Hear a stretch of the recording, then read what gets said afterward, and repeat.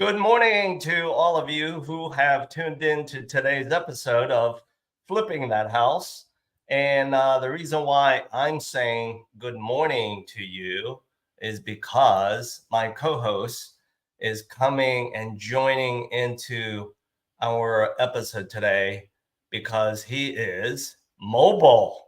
And he'll explain in a little bit as to why he can't necessarily say good morning to you, right? So let me bring him into the conversation. But before I do, because guess what, people?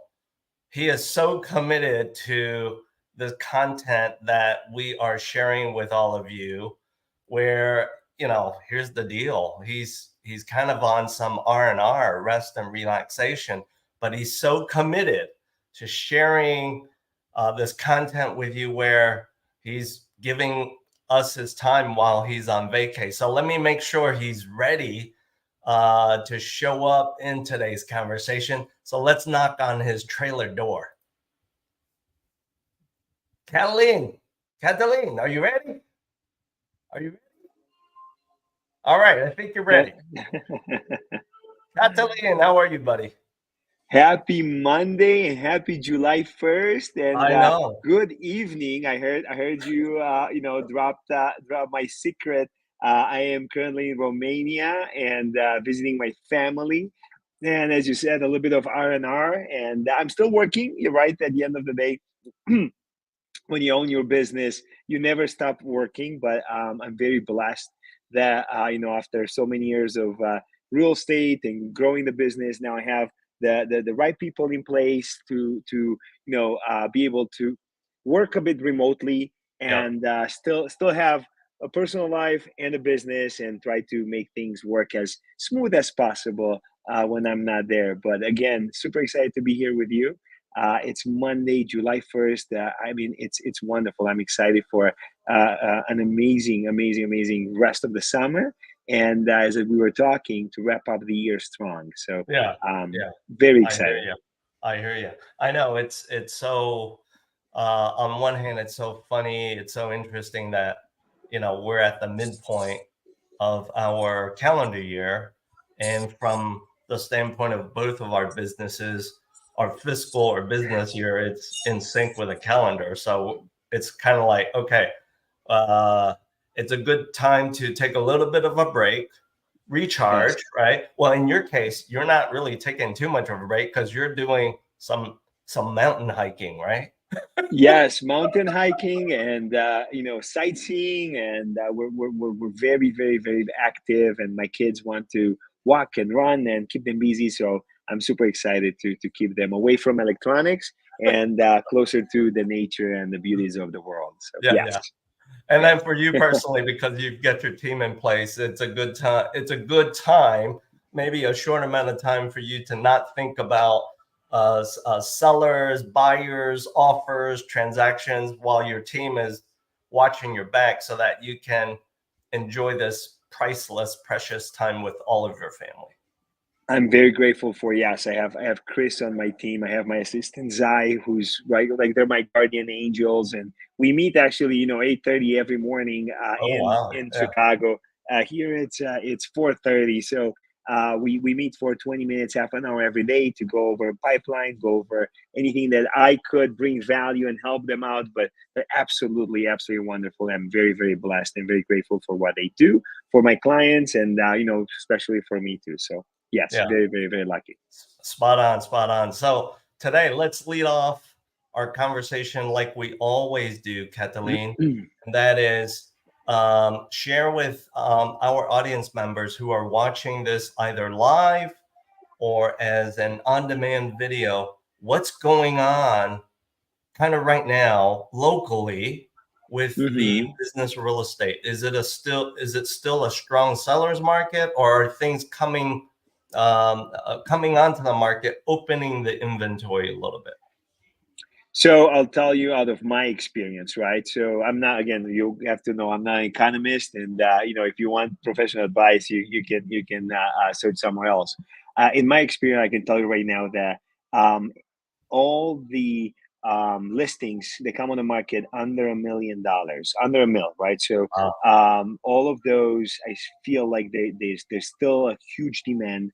I actually put an offer. My team and I put an offer over the weekend on a $600,000 condo in Lincoln Park, and multiple offers. I think we went $40,000 over ask. As is Wow. just unbelievable. Waived all sorts of different, we waived the inspection, and we still lost it. Oh, I listed one of my properties, actually, because I know you're gonna ask about one of the properties I have, but I actually listed two in the same time, and wow. one was a two flat at 350, Okay. and I put it on the private market. During private market, I had a ton of requests. I honored the request for showings. I received two offers. I put it on the market. I had an open house. I received more offers. It was just absolutely, absolutely insane as far Yeah. as how the demand was. But I also have million plus listings that tend to, I would say, stabilize, right? Where Right. there's not as much of a demand, Right. so we're waiting for that specific client that is, one, qualified, they can afford it, and is looking for those $1 million plus properties. So to summarize everything, it is still a seller's market for properties under $1 million, single family homes, condos. It's extremely hot in the hot neighborhoods of Chicago. Over $1 million plus, the market is stabilizing a little bit and is going back to, it's okay to see a listing, be on the market for more than 15 days. Sure. It's nothing wrong Sure. with it. Yeah, So, nothing wrong with that. That's normal for a balanced market. But hey, if it's a strong seller's market, you can't change that. You just work with it, and do what you must do for the benefit of the sellers. And I fully agree with you. I think properties that are 1 million and less, there's a lot of demand. Why? Because speaking as a mortgage professional, and you can certainly attest to this, you'll probably nod your head to this. It's pretty easy to source financing for the purchase of a property under $1 million. You could do it with minimum 5% down, yes. regardless of most of the property types. And at that price point, I would say, there's a pretty large buyer pool, qualified buyer Hmm. pool, that are looking at it because they have a reason to buy. Once you cross over that seven-figure mark, I think the pool is it's a niche pool for obvious reasons. Yes. For very obvious reason. For very Absolutely. obvious reasons, yeah. So nothing wrong with waiting a week, 2 weeks for the right buyer to engage you in a conversation. So let's now bring up the property, one of several properties that I know you are selling. It's your property here. It's a multi-unit at 2122 West Huron Street, correct? Yes, sir. Yes, sir. So as part of you selling this property, Catalin, got to ask you the question. This is a flip, right, that you're selling. Yes. Remember, because you teased us in a previous episode, you said, Bill, I'm going to be selling one of my personal flips. This is it, right? This is it. This is the second one this year. So Oh, that's right. yes, this is the second one. Yeah. So Okay. I listed 7424 Kingston, which is under contract. We're moving forward towards closing. And Wow. then this was the second one that we just put on the market a couple of weeks ago. Yes. Okay. And with this flip, Catalin, putting you in the hot seat, right? Yes, sir. How do you know when to sell the flip? So it's funny. This one I actually bought it as a house hack. Okay, this Ah, one I bought it with my wife. She called me one day and she said, "Hey, I saw this listing online. I'm gonna go look at it. It looks pretty cool. It's the neighborhood we want to be in." it is And cool. then half an hour later, she called and was like, "We need to buy this house." Wow. So it was just crazy. Anytime my wife calls me with these ideas, I take action. So I called a lender friend of mine. I said, how can we make it ours? And we did. And if you see the pictures, this is Yeah. the front building. It's a two building. It's a three flat with two buildings, Okay. 2 units in front and a coach house in back. And we rehab the full front of the house. So we put new kitchens, new bathrooms. We refinish and resand the hardwood floors. We basically plumbing, electric, all the good stuff. Now, to answer your question, when is a good time? Yeah. For me, this one specifically, I have kept it for quite a bit, and it gained quite a bit of equity.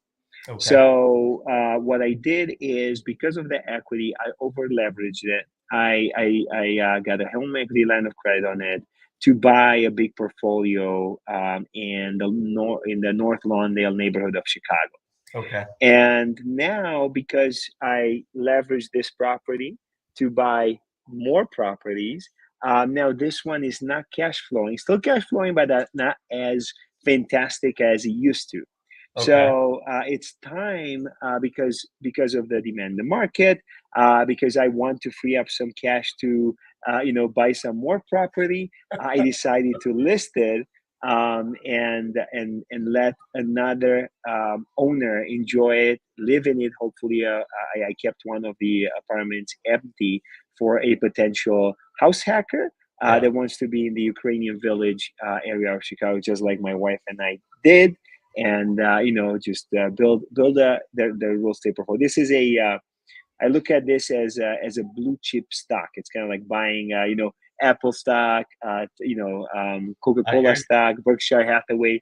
Those stocks don't just blow up. It's in a fantastic neighborhood with Right. fantastic tenants. It's why I have a ton of tenants, and in the past 3 years, the tenants here have never called me once and have never been late once on the rent. So it's a beautiful property Wow. for someone that wants a turnkey. Wow. Wow. That last bit is absolutely, what potential investors, especially even first-time investors, want to hear, which is armchair investment, live in it, right, themselves, and let the tenants of these great, wonderful tenants subsidize their own personal housing investment. So, okay, you've absolutely answered that question. There's a time for everything. And like you touched upon, um, when you have done your own personal flips, when you've helped your clients with their flips, coaching them, helping them acquire the potential flip and then selling it. Mhm. It's all about, hey, the exit plan, right? Got Yes. to map that out. All right.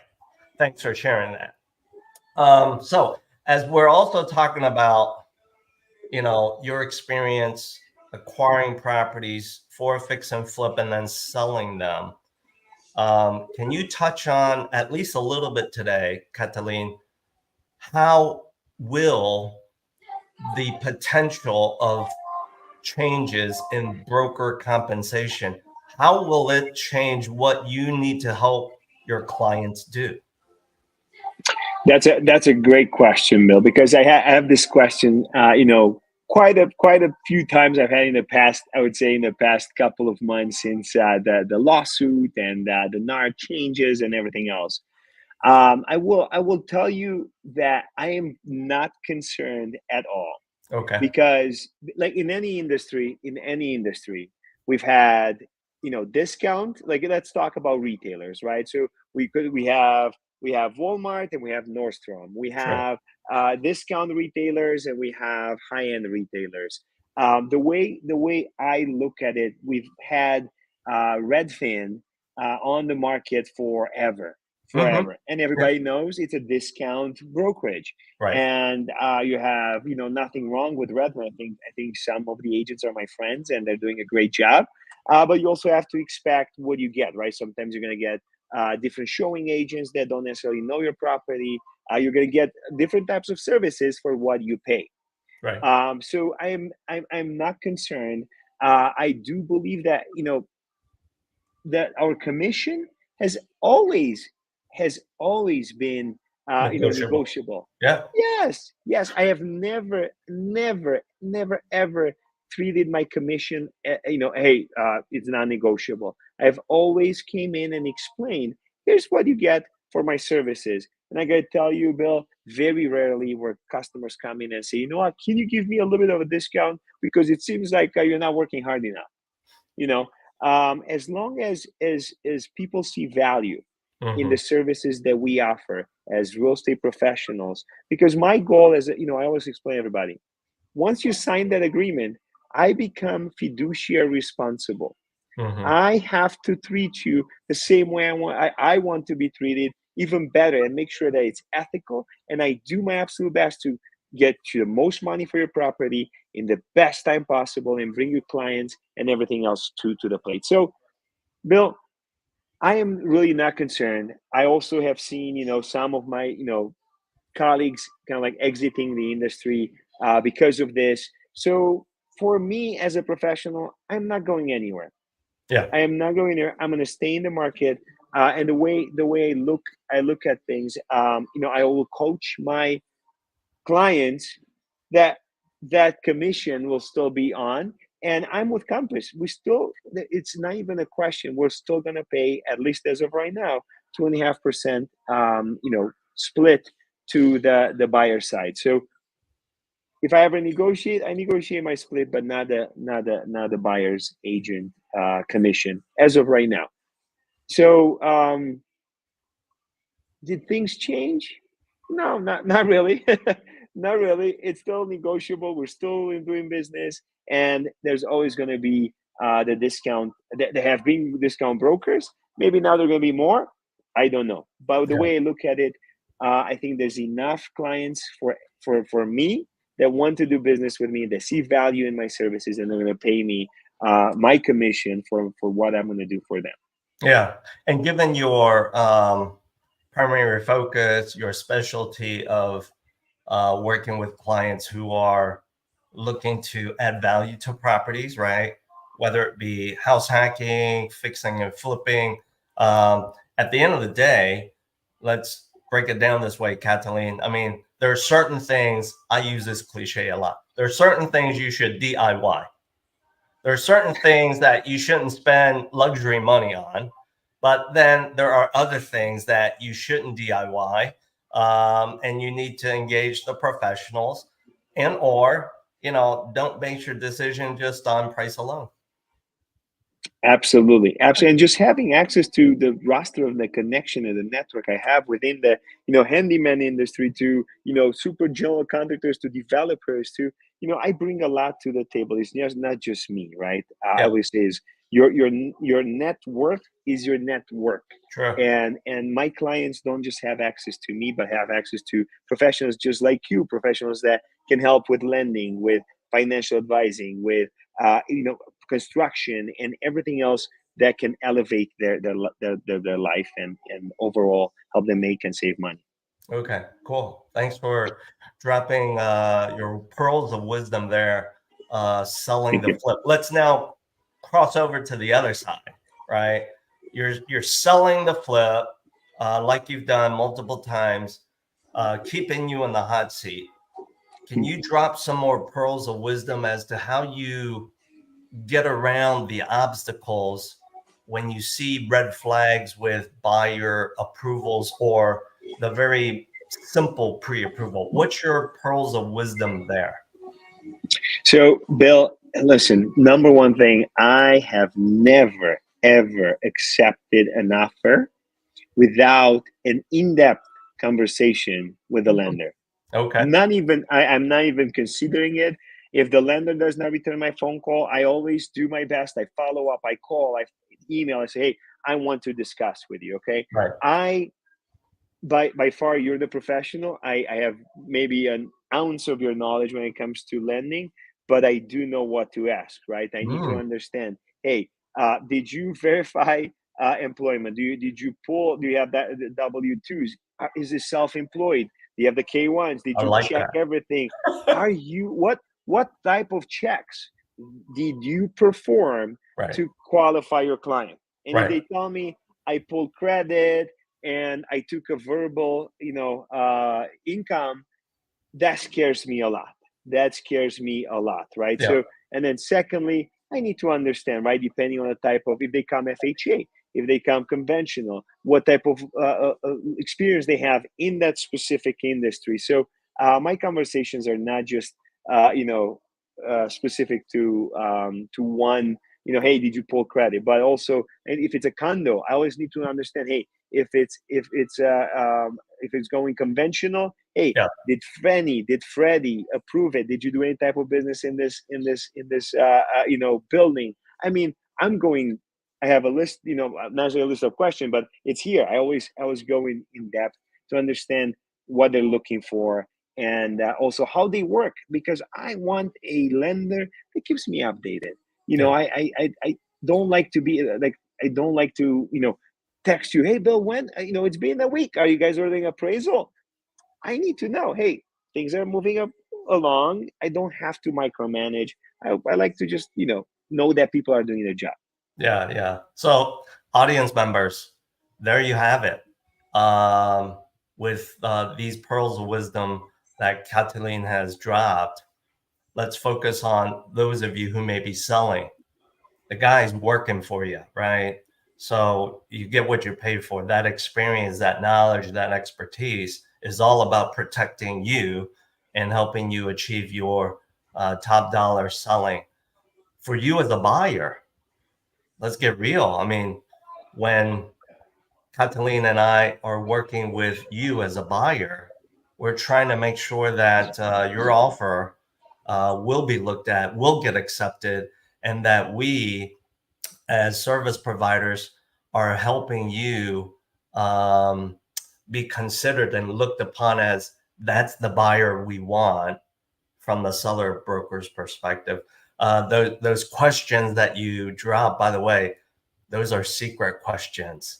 I have gotten calls from some brokers, not all, but some brokers where some of them have touched on those questions. But you just shared your many years of, because that long list of questions that you shared, I'm like, oh my gosh, the guy knows what he's gonna ask about. So love that stuff. Love that stuff.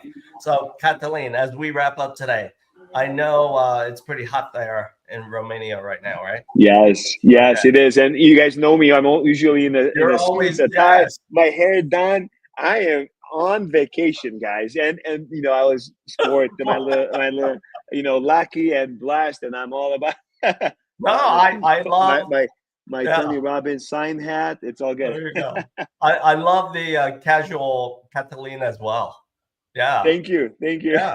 Love it. Love it. Love it. So, audience members, as we wrap up today, if you've enjoyed what you've heard today in this episode, because either you're going to sell a property and or you're going to buy a property, and you're kind of wondering, like this guy is wondering, you're like,